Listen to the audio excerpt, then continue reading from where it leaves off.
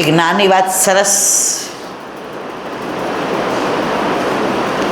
જે 84-252 વાર્તાનું રોજ પઠન કરતા હશે એને આ વાર્તાનું થોડું અનુસંધાન હશે. છતાંય મારે એટલે કહેવી છે કે આપણી કોણ જેટલી ભક્તિ, કોણ જેટલી સેવા પ્રભુ મોણ જેટલી માને છે. હું ને તમે શું સેવા કરીએ? એક કટોરી તમે જોજો, આપણે છે ને મોટા કટોરામાં દૂધ પીએ, વાડકામાં. જો બધાય સમજી ગયા, આટલો ગ્લાસ લઈએ, પાછા એમ દીકરા વહુને કહીએ ઉંમર થાય એટલે દૂધ તો પીવું પડે, કેલ્શિયમનો પ્રોબ્લેમ ન થાય. ઠાકોરજીને કોઈ આટલો મોટો ગ્લાસ ભર્યો, એની કટોરી કેવડી હોય મારા વાલા, સાચું કહેજો.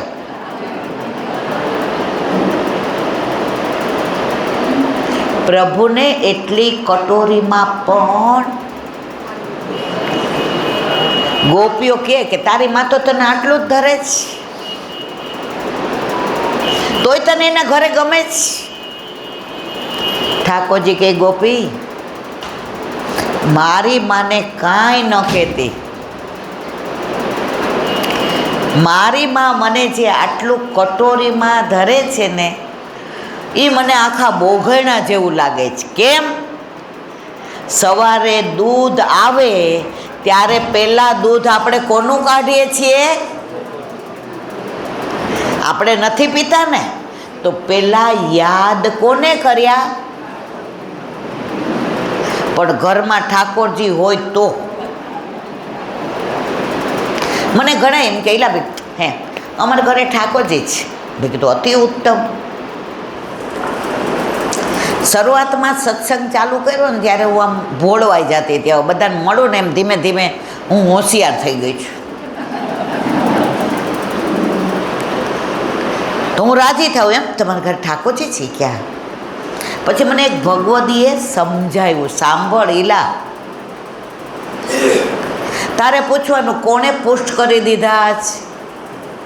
એટલે ધીમેકથી કે અમારે ત્યાં તો રમતા ઠાકોરજી છે.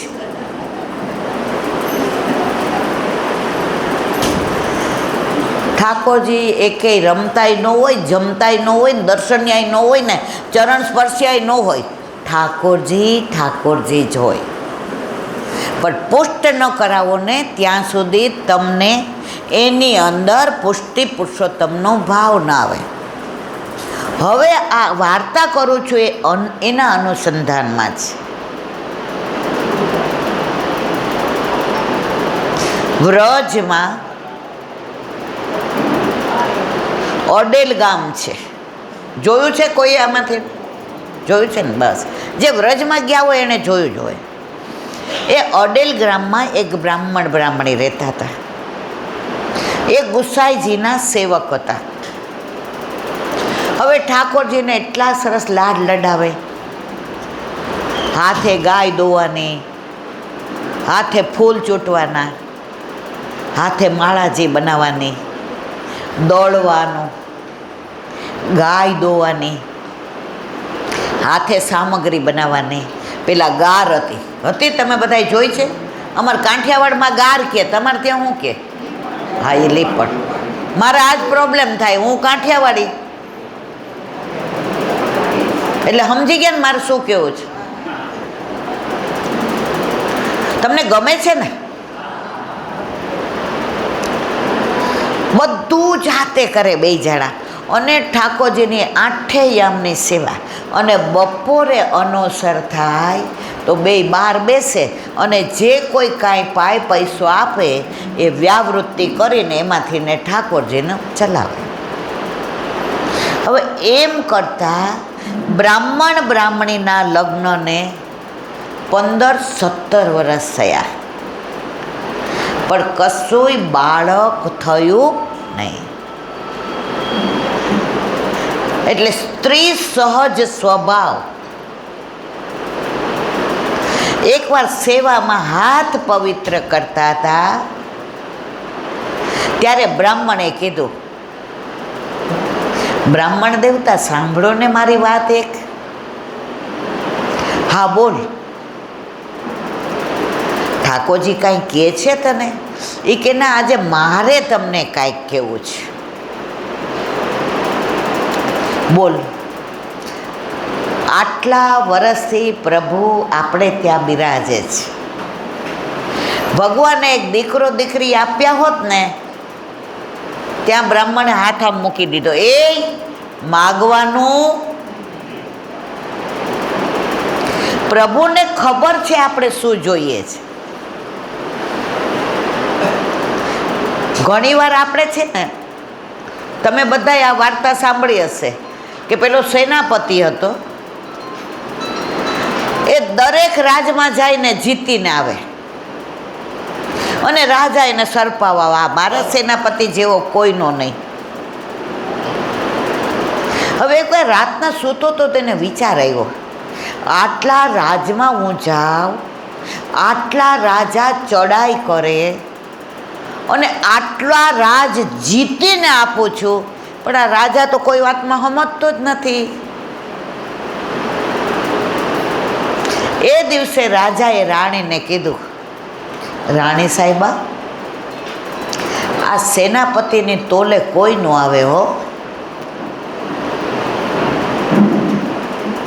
મારા મનમાં એક વાત આવી છે. રાણી સાહેબા કે મારા મનમાં એ જ વાત આવી છે કે શું, કે આપણી કુંવરીને એને પરણાવી દઈએ. બેયનો મત એક થયો અને આય સવારે ઉઠીને વિચાર કર્યો કે રાજા સમજશે નહીં, તો મારે પછી હું ઘરડો થાઉં તો કંઈક જોઈએ ને. આજે 5 ગામ માગી લઉં. સવારે રાજા પાસે ગયા એટલે રાજા કે આવો આવો આવો, હું તમને જ યાદ કરતો હતો. સેનાપતિ કે હું એક વાત કરવા આવ્યો છું. રાજા કે મારે તમને એક વાત કરવી છે. સેનાપતિ કે પેલા આપ. રાજા કે ના, તમે મારાથી નાના છો, પેલા તમે બોલો. એ કે આટલા રાજ જીતા, આટલું મેં કર્યું, એક 5 ગામ તો મારા નામે કરી દો. રાજા કે હથારા, મારી કુંવરી દેવી હતી તને, પણ તે માગીને 5 ગામ માંગ્યા. એટલે વલ્લભ કે છે ઠાકોરજી પાસે માગવું નહીં, આપણે 5 ગામવાળા છીએ. સમજ્યા કે નહીં? કુંવરી દે ને એટલું એનું સામર્થ્ય છે. તો વાત આપણે આની કરતા હતા, બ્રાહ્મણ ને બ્રાહ્મણીની. આપણે 6:30 સુધી વાંધો નથી ને? ના પાછું માં તો ભૂલી જવાય કે હું તો પાછું. તો મારા વાલા, બ્રાહ્મણે હાથ મૂક, એ મગાય નહીં. પ્રભુ સર્વ સમર્થો હિ તતો નિશ્ચિતા વ્રજેત. ગાંડી પ્રભુને ખબર છે, આજ પછી માગતી નહીં. બ્રાહ્મણી ચૂપ થઈ ગયા, પણ ઠાકોરજીએ તો સાંભળી લીધું. 9 મહિના ને 9 દિવસ થયા, ત્યાં દેવના ચક્કર જેવો દીકરો પ્રભુએ આપ્યો. આટલા 20 વર્ષ પછી. અને બ્રાહ્મણી તો રાજી રાજીને રેડ. એને કોઈ સંસારિક પેલા માટે દીકરો નહોતો જોઈતો, પણ મારા પછી મારા પ્રભુને કોણ લાડ લડાવશે? આપણે બધા વિલ કરીએ છીએ, મારું આ મિલકો તો ને ન મિલકો તો ને, પણ મારા પ્રભુને જે રાખે ને એની જ બધી મિલકત. અત્યારે બધાને મિલકત જોઈએ છીએ, પ્રભુ કોઈને જોતા. પણ મારા વાલા, એકડો નહીં હોય ને તો મીંડાની કાંઈ કિંમત નથી.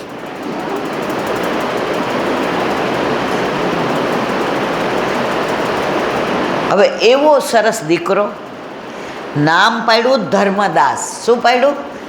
બ્રાહ્મણ હતા ને એટલે નામ એવું પાડે ને. અત્યારે તો નામે એવા પડે ને કે જવા દો, નથી કેવું.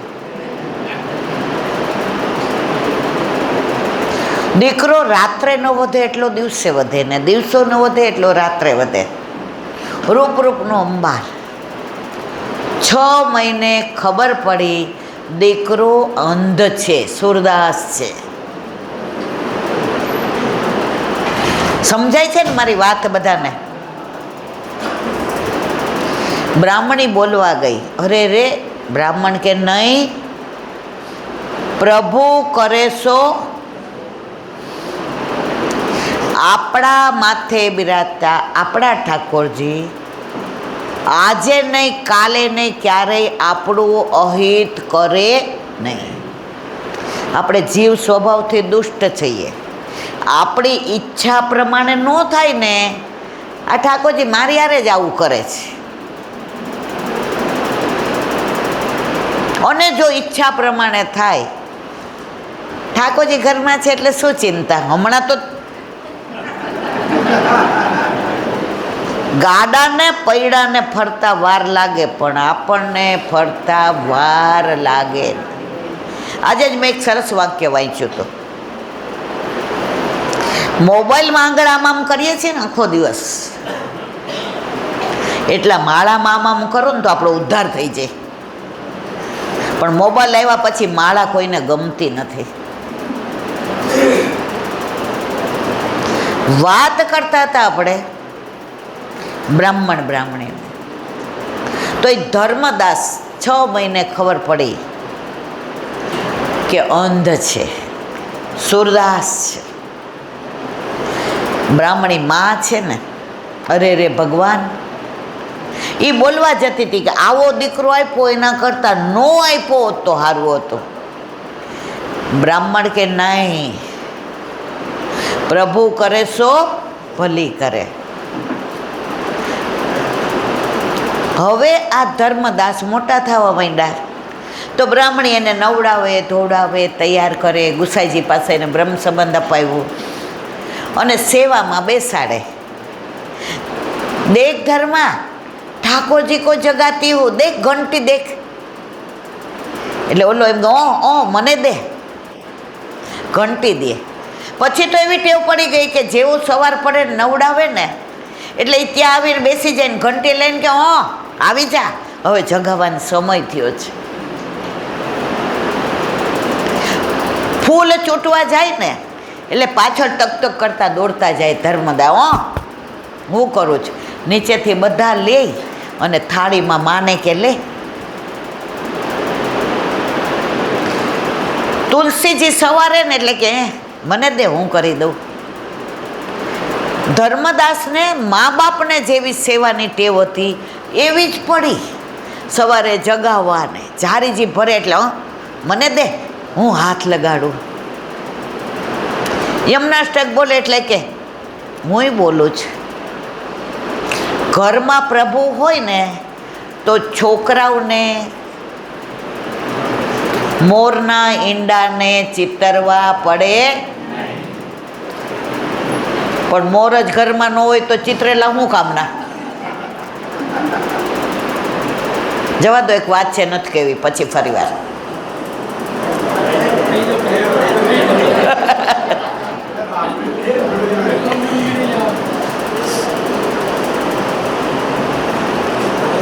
મોર આટલો સરસ, કેવી કળા કરે,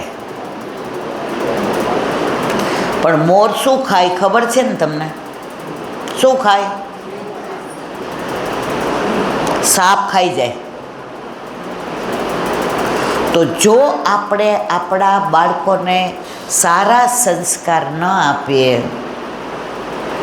તો અત્યારે કેવા લવ જેહાદ ને ધર્મ પરિવર્તન ને,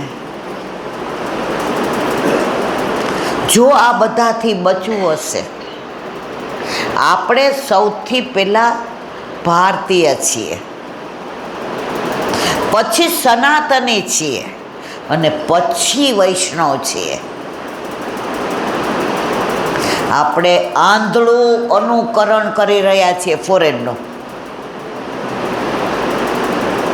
સવારે છોકરો આવે એટલે શું કહીએ, જા તું તારે મીડિયમ ઇંગ્લિશમાં છો, તારે મોડું થશે. પણ સવારે આપણે ઠાકોરજીને જગાવીએ ને એમ કે ને, બા હું નાઈને આવ્યો છું ને સ્કૂલનો ડ્રેસ પહેર્યો છે. આપણે કહીએ બેટા ધોયેલો જ? હા, આવી જા જારીજી ભરવા. તમે 2-4 દિવસ બોલાવશો ને, 5મે દિવસે એને તમારે કહેવું નહીં પડે. પણ આપણે જ ઉઠીને કાં ટીવી ચાલુ હોય ને કાં મોબાઈલમાં આમ પહેલાં બ્રશ પછી કરીએ, જોઈ લઈએ ચાર્જર બરાબર છે, ચાર્જિંગ થયું છે.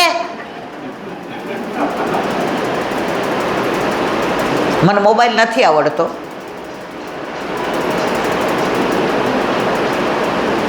તો ધર્મદાસ આંખ ન હોવા છતાંય આપણા બધાની જેમ સેવા કરવા માંડ્યા.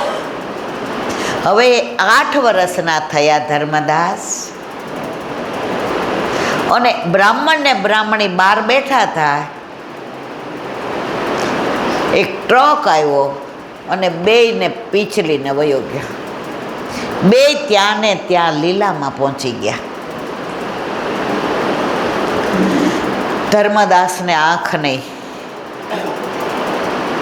બધાએ કીધું, સાંભળ, તારા માથે જે ઠાકોરજી છે તારા ઘરે, એ ગુરુ ઘરે પધરાવી દે.